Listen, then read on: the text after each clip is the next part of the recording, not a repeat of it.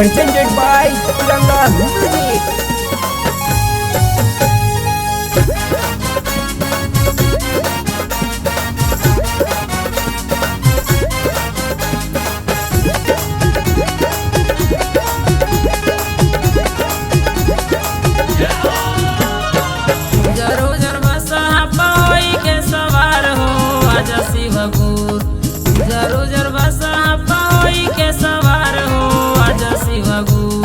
करेली पुकार हो आजा शिव गुरु से करेली पुकार हो आजा शिव गुरु निर्धन करेली गुहार हो आजा शिव गुरु निर्धन करेली गुहार हो आजा शिव गुरु आजा शिव गुरु।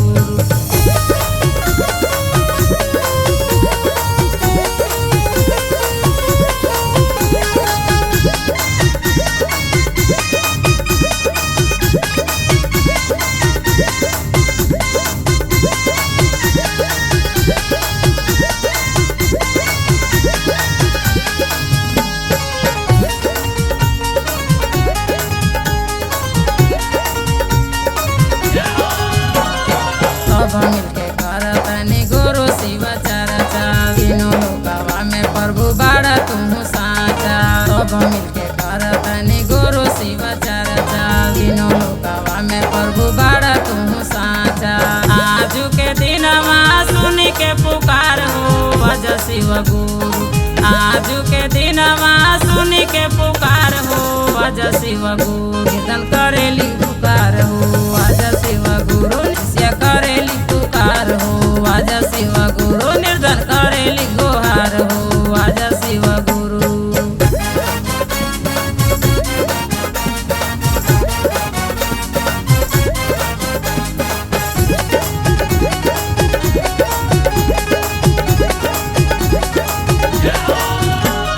पाना फूल मिश्री से कैनी हम पूजा नवा साचे शारदा से गुरु धैनी हम ध्यानवा। पाना फूल मिश्री से कैनी हम पूजा नवा साचे शारदा से गुरु धैनी हम ध्यानवा। दुनिया में बड़े और सकती पार हो आजा शिव गुरु दुनिया में बड़े और सकती पार हो आजा शिव गुरु कीर्तन करेली पुकार हो आजा शिव गुरु नित्य करेली पुकार हो आजा शिव गुरु निर्धन करेली गुहार हो आजा शिव गुरु।